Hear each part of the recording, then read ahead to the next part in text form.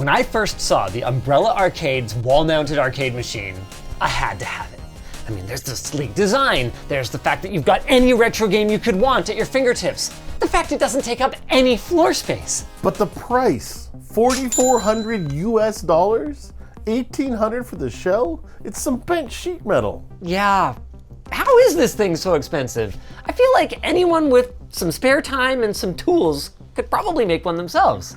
I've got some tools and some spare time, or paid time. Okay, fine, but here's the deal. You can't use any exotic tools.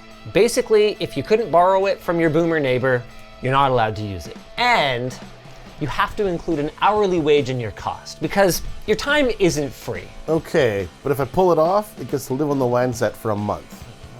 What? You heard me? Okay. What a weird handshake. Deal. Like this deal we made with our sponsor. Vessi. Rain or shine, you can treat every day like it's Friday with their stylish weekend sneakers. Their Dymatex material is designed to keep moisture out while remaining lightweight and breathable, and you can get 15% off your first pair by using our link down below.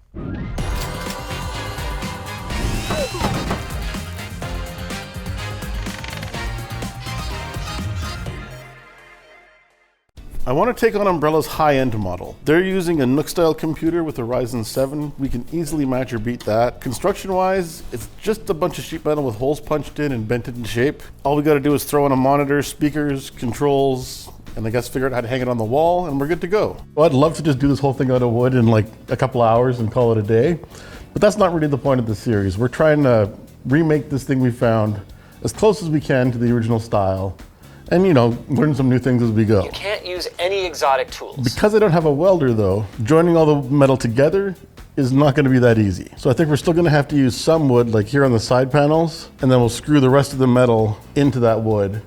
The control panel electronic, we can just get online. I'll order them, they'll show up later. Actually, mounting them is going to be a little tricky because we can't use the laser cutter. You can't use... I'm thinking we'll have to use either a hole saw or maybe we've got a big enough step bit, something like that. We'll see when we get to it. The thing we can't get around is we're gonna have to bend metal, but I've got just the thing for that. The rules say I can buy one special tool as long as it's within reach of you guys following along at home. This is a sheet metal brake, and you can get it at places like Harbor Freight. It's not cheap by any means, but it's not expensive compared to our $4,400 arcade machine, and once we're done with it, we can throw it on Marketplace and get some of our money back. Let's go check out the metal we're actually gonna be working with. This is 18 gauge steel. It's 2 foot by 4 foot, and that's actually going to impact our design choices a little bit. Let me explain.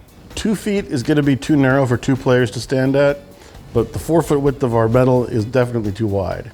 I think we're going to hit somewhere around 30 inches, and we'll do some cutting. I think our best bet is to make our wooden sides and frame first, and then we'll adjust the metal to fit that. I'm going to recruit Justin to help for a little while here. He's better with the metalwork than me too.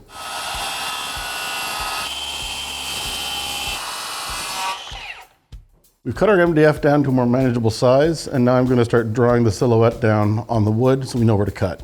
I'm doing a little bit of designing on the go here because I don't want to have any lengths that are greater than 24 inches because of the size of our metal panels.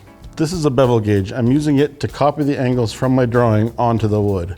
This one's pretty ancient, but you can still get these in literally any hardware shop for like 10, 20 bucks. I think you can see this starting to take shape now. The monitor will be up here. The controls are going to be here with lots of room under here for wiring. I think under here I want to leave room for a drawer so we can put in our keyboard and mouse and maybe a couple of wireless PlayStation controllers, something like that. Draw a little line down to the bottom here. It's not too long for our sheet metal, and we can start cutting. The 2 layers of MDF is a little bit much for this little jigsaw, but I'd rather get both pieces cut the same way at the same time rather than trying to make it even later. I'm cutting a little bit outside the lines here because I can follow it up later on with a router bit and get it perfectly smooth. What are you doing? Linus said we could use the bandsaw. Oh yeah. Why am I doing this? The bandsaw does a lot of the same job as the jigsaw, just a lot more efficiently, and every boomer has a bandsaw anyway. Okay, I think you can see the basic shape we're going for here. All we need to do now is clean it up a little bit, and then we can start working on the metal. We've got a flush trim bit in our router here, and this will basically ride along this bearing on this hunk of plywood we've attached here as a straight edge, and it'll make this edge perfectly smooth. Here we have our two sides. We'll have to do a little bit more cleanup later on, but don't worry about that right now. The last thing we'll end up doing is a slot right along the edge here, and that'll be for some molding later on to clean everything up at the end. I'm just marking about a ½ an inch in from the edge, and that's where our metal is going to end up in the end. We could cut our metal with these tin snips, but 18 gauge is a little bit thick for that. And while we were picking up our sheet metal brake, we happened to see these air nippers on sale for about 30 bucks Canadian, so we're going to go with that. It's going to be way easier. Our goal is to have 30 inches wide, but we're going to add on an inch on either side of that to have little tabs. On each of the, I guess we'll call them side edges of our metal, we're going to have, I think, 3 tabs that will bend over and they'll screw into our wood panels.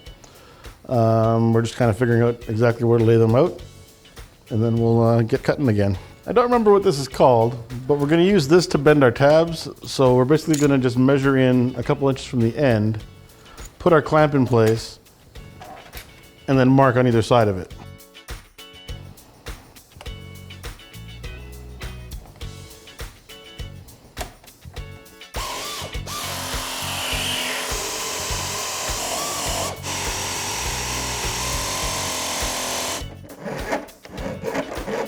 Right now this is still pretty floppy.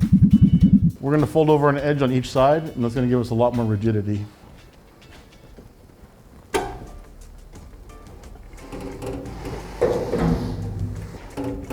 There. So our next one, I think we can do this whole piece as one, right? Yeah, let's just do a piece.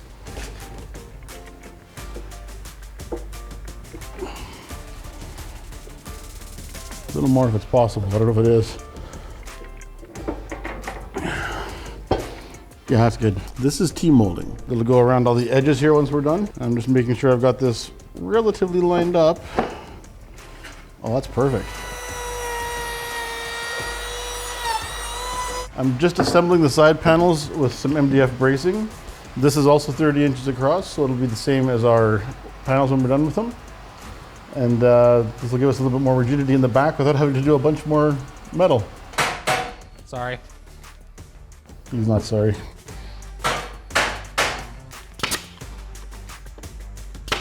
I've got the panel for the monitor here. Let's see if it fits. Good work, Justin. We're at the end of day 1, so let's kind of check in where we are here. Our MDF sides, those are good. Happy with that. Metal panels, the one for the monitor is mostly here. We got to cut a hole in it, but that's easy enough. The control panel, Justin's got that about 3/4 of the way done, I would say, for the mounting.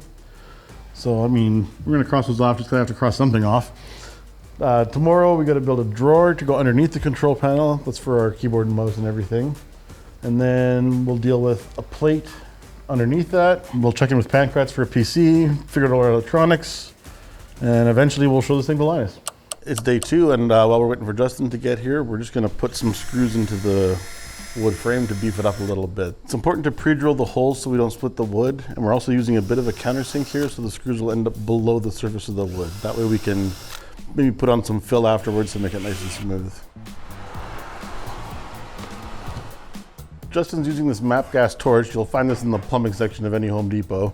He's heating up the metal and bending over our tabs so we can attach it onto the wooden frame. I'm going to use this 1x6 to build a French cleat mounting system. How this works is we stick this up against the wall, and then the arcade machine will just hang right off of it. And because we cut it at the same time, it's a perfect alignment.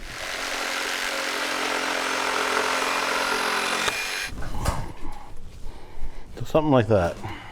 I got these templates from a site called slagcoin.com. We've got a bunch of different options. This is kind of a generic version of a typical Japanese arcade machine, and I find this to be pretty comfortable for my own use, so that's what we're gonna go with. So now I'm just gonna cut some holes. First things first, we're gonna drill some pilot holes so that way we can use our step drill bit here, which will allow us to drill the holes for our switches.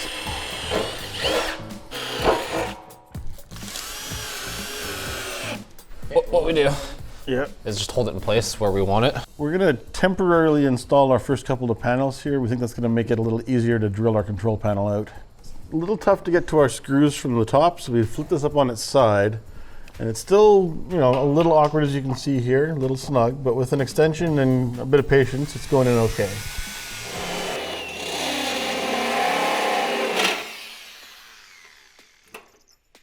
Okay, so this, I'm thinking, is the kick plate, so the bottom. Yeah. And the drawer we'll figure out to fit in the middle with our last piece, or else even the sunk of scrap maybe, we'll see. A little more. Under 90, but like probably 75.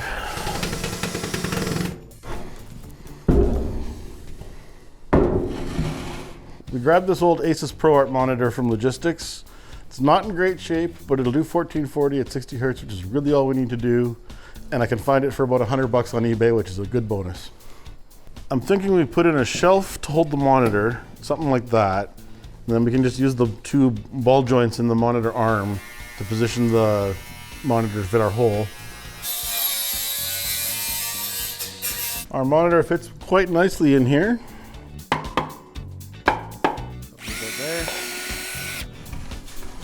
Hold it there, and then flip her up onto the floor again. We're doing good. Now what? Drawer, yeah. This piece here will be our front panel for the drawer.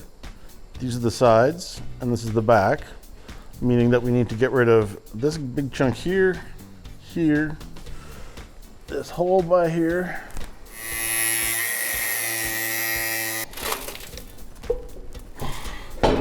So in terms of physical construction, probably 90% of the way there. So we have to do the electronics. That's going to be just a bunch of wiring, but it's pretty much Lego. The PC, we actually had 2 options delivered earlier today, but we haven't had a chance to look at them yet. Turn everything on, see if we can play some games, and show it to Linus. And, you know, maybe paint it and make it look a little bit less ugly. We bought 2 packs of these Sanwa 30mm buttons. They're the same ones that are being used by the Umbrella Arcades machine.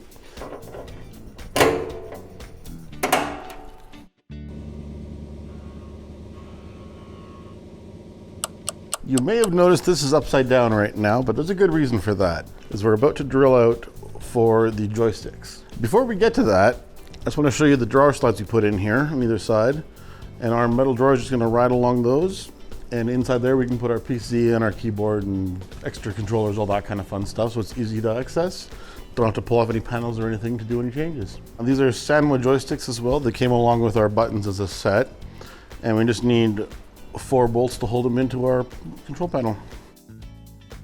We're still waiting for the proper bolts to arrive. Those will have no cut in the tops, they'll be nice and smooth. But for now, these will work fine. Each of our joystick kits pairs with one of these little control boards. Basically, it's just a little USB controller. We plug our wire into one end, and the other end goes to each one of the buttons. I think it looks like an arcade machine. Let's see if it works.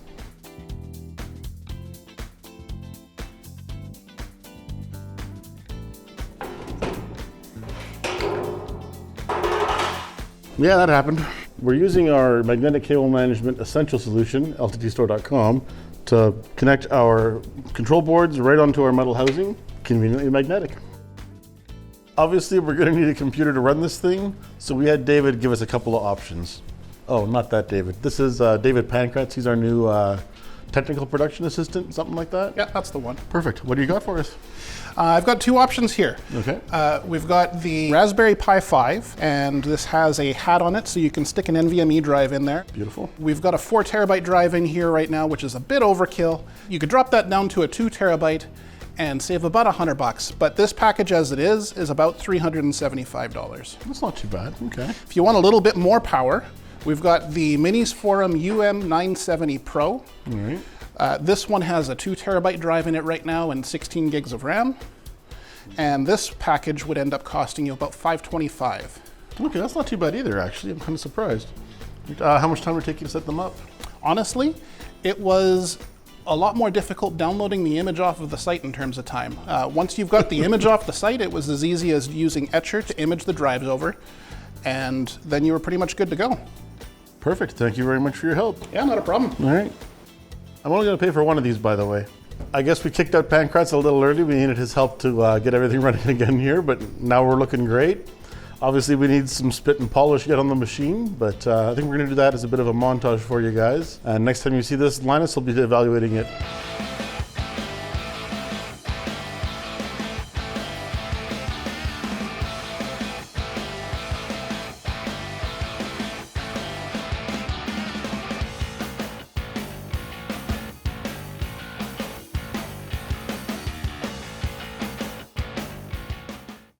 All right, here's what we did. Damn. You like it? Way more than I expected to. Thanks, I think. Don't take that the wrong way. Don't take that the wrong way. We used magnetic cable management for our handles. Are they attached or are they just? No, they're just magnet. They're just. Wow. Everything magnet. What? I don't get it. It's a reference. Two? Except for the parts that are computer. Oh, dear God.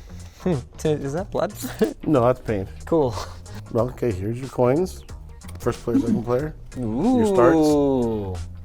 Are those just the monitors built in speakers? No, there's speakers in the back, a little Logitechs. I actually kind of like how they sound. They're an appropriate level of shit. Yeah. Yeah, because there's no grills. So they've got kind of like a boomy, crappy sound to them. But it's very arcadey. Well, this is great for just quickly navigating. So how do we go to the... Ooh, this is a nice interface. This is just a different skin on the same front end though, right? It's still Betta, but it's like their default interface. Oh, balls! Look, it's hard. It is designed to steal my quarters. I gotta say, in terms of the actual user experience, now that it is complete, because obviously it was a little bit more work to build, this does not feel meaningfully that different. Do I get to guess what the budget was? What did you guys pay yourselves per hour? $30 US an hour. $30 US an hour. I think you were still able to beat them by just over $1,000 US. All right. I think you guys are probably around 3,300 to 3,400 US. Oh, you're way over. Really? How long did this take to build? This took 29 hours Really? of actual labor. That's pretty good. A couple of weekends, basically. Did that include all of the software configuration though? Yes. Because they've got more games on theirs than we have. I have a full name set on there, sir. Our total was $24.44 and 59 cents. So we beat it by $2,000. Pretty much. Wow. I see that two different ways. Okay. I see that as, wow, we could build something that is functionally very similar for half the price and have the fun of learning how to do it for ourselves while paying ourselves $30 an hour to do it. But I also see it as, okay, so basically we're paying them $2,000 to figure everything out for us. Pretty much. And for whatever level of support they're going to give you. So the only question that remains then is buy or DIY? And you're the only ones who can answer this for us. Which would you rather have? This for $2,500 US or this for $4,400 US? Well, go, leave a comment. And while you're down there, be sure to check out our sponsor. Ground news. Up here in Canada, we just had a federal election, meaning that there was a lot of, let's call it, dubiously factual information being thrown around by all the political parties. Well, with ground news, we can stay informed instead of being influenced. For every news story, we get to see how many sources are reporting on the story, the political bias of each article, how reliable the reporting is, and even who owns the publications. Take, for example, this story about misinformation leading up to the election. Along with a concise summary, you can also see the breakdown of which political side each source leans to with their bias distribution feature. In this case, around 70% of them are left-leaning. Then, if you're interested in digging deeper, you can even click into each of those sources and read the full articles. In fact, even the Nobel Peace Center called Ground News an excellent way to stay informed, avoid echo chambers, and expand your worldview. So start seeing the news the way you deserve to. Facts first, opinions after. Click our link in the description to get access to Ground News for free, or to save 40% on their Vantage plan and unlock even more features. If you guys enjoyed this video, why not go check out the short circuit video that we did on the Umbrella Arcade? We found some really good things about it, and we found some not so good things. For what they're charging, they could have included better controllers like Jordan did in his build.